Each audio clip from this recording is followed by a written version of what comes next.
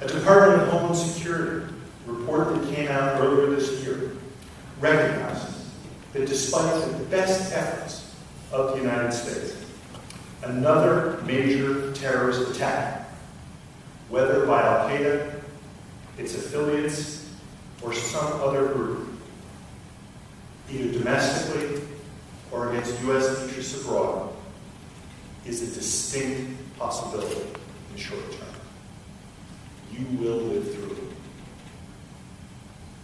In the long term, the United States believes that another major terrorist attack is nearly an inevitability, particularly as the international cooperation, so powerful in the aftermath of 9/11, fades into the background. That said, it does seem that thanks to the last decade's national security measures, the United States is better able to prevent terrorism, is less vulnerable to terrorist threats, and is better able to deal with the consequences if an attack occurs. Whatever happens in the Middle East because of the Arab Spring will be Tunisian and Egyptian and Libyan and Syrian and so forth. It will not be American. It may be disastrous, what goes on there, but it is theirs, and theirs alone. The people of the Middle East, today, 10 years later, are taking control of their own destiny, not mimicking U.S. history, because it's not about us any longer. What opposition does our desire come up against? Who does our desire affect? If we equip students merely with the capacity to argue persuasively, do we risk reinforcing that cynical split between their rhetorical identity and their lived-in identity? I'm not sure.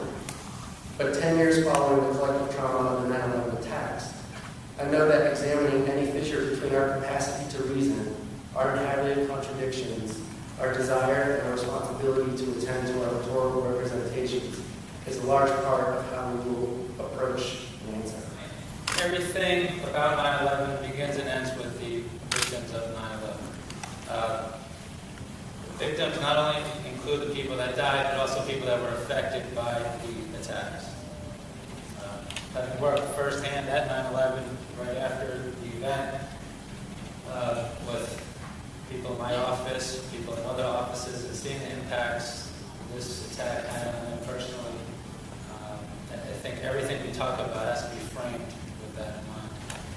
What has changed since 9/11? Well, we continue to try to bridge gaps in our community, reach out to our students, alumni, and the neighborhood, help to form bonds, basically to be there. Our new learning community is an example of our moving to undergird our community even more. You have an opportunity every day to decide the person that you are going to be. You decide. It does not have to just happen to you.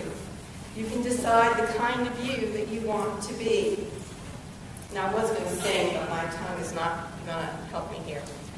So the song that I was going to sing says, "So just call on me, brother, when you need a hand. We all need somebody to lean on. I might just have a problem that you'll understand. We all need somebody to lean on." I've been here 22 years. I am a Jasper. You are a Jasper. We are Jaspers. And we can get it done, one person at a time, one day at a time. Reach out, and we'll all